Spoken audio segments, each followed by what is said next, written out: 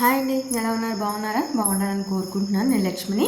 యాక్చువల్గా వర్షాల వల్ల అయితే ఫుల్ మొత్తం అన్ని వాగులు వంకలు చేలు కూడా తడిసిపోయి కాలువలతో అయితే నిండిపోయినాయి. నేనైతే ఒక విలేజ్ వైపు అయితే ఈరోజు వెళ్దామనుకుని స్టార్ట్ అవుతూ ఉన్నాను.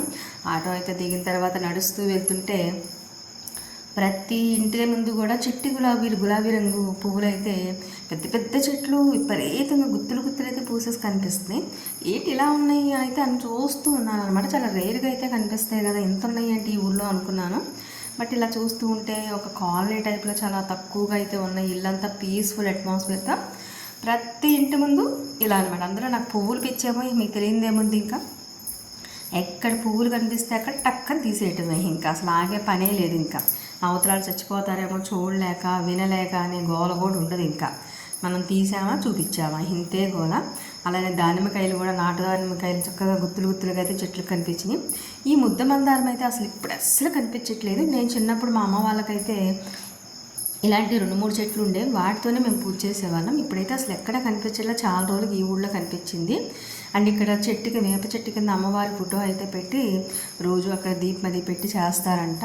సో అక్కడ నేను కూడా కొంచెం చెప్పులు ఇప్పి దండం పెట్టుకున్నాను. మంచిగా అయితే బాగుందని. నిజంగా అసలు ఈ పూలు చూస్తే నాకు మరీ మైండ్ పోయిందనమాట. ఏంటి అసలు ఈ ఊళ్ళో ప్రతి ఇంటికి గులాబీ పూలు ఏంటి, ఈ చెట్లు ఏంటి అన్నట్టు ఆలోచిస్తూ చెట్లు చుట్టూ తిరగటం. మనం ఎక్కడ కష్టపడి ఎత్తుక్కోక్కర్లేదు, ప్రతి గుమ్మం బయట ఇలాంటి చెట్లే ఉన్నాయన్నమాట. ఈరోజు అయితే కంప్లీట్ ఇదే అనే టైప్లో అయితే అనుకుని అక్కడ వాళ్ళు ఎవరో కనిపిస్తే అడుగుతూ అయితే నడుస్తూ వెళ్తూ ఉన్నాను. ఇంకా ప్రతి ఒక్కరు ఒకటి ఇట్లా అమ్మ అని చెప్తూ ఉన్నారు. నడుస్తూ చూసుకుంటూ వెళ్తూ ఉన్నాను. ఈ పిల్లలంతా ఏంటి మేడం ఇట్లా వీడియో తీస్తూ వెళ్తుందని వాళ్ళు సిగ్గుపడుతూ మాట్లాడుతూ వెళ్ళారు. అడిగిన దానికి ఆన్సర్ చేస్తూ. ఏదైనా పల్లెటూర్లు ప్రశాంతంగా అయితే ఉంటాయి. ఏ మీనింగ్ లేకుండా పల్లెటూరు ఎలా చూపిస్తూ ఉంటే మాకు తెలియదా పల్లెటూరులో అయితే అనుకోవాకండి. తెలుసు, బట్ అన్ని ఊర్లు చూడరు కదా. సో ఇది చూస్తున్నాయి. ఇక్కడైతే వాటర్ కొంచెం ప్రాబ్లం అంట. పాపం చాలా దూరం నుంచి వాళ్ళ ఇల్లు ఎక్కడో అయితే ఒక్కొక్క బిందె వాటర్ కోసం వీళ్ళు చాలామంది అయితే ఇలా వెళ్తూ ఉన్నారు. ఏదో పాతకాలం రోజుల్లో, ఇదివరకు రోజుల్లో అమ్మమ్మలు నానమ్మలు అయితే తీసుకెళ్లేవాళ్ళు ఇట్లా. ఇంక వీళ్ళనైతే ఏంటమ్మా అని వాళ్ళు కాసేపు పలకరించారనమాట. ఇంతేనమ్మా, రోజు ఇట్లానే తీసుకువెళ్ళాలి, ఇల్లు అక్కడ దూరం, ట్యాప్ అక్కడ మున్సిపల్ వాటర్ అక్కడ దూరంగా వస్తాయి, ఇంక ఈ టైంలో అయితే మేము పట్టుకోవాలి వచ్చిన టైంలోనే అనే టైప్లో లైన్గా క్యూలు పెట్టేస్తారు బిందులు. ఎక్కడ వాళ్ళు అక్కడ అంతా చూసారు కదా, ఎడారి ఇళ్ళే ఉన్నాయి. దాదాపు ఒక అర కిలోమీటర్ అయినా నడిస్తే తప్ప పాపం వాళ్ళు నీళ్లు పోసుకోలేరు.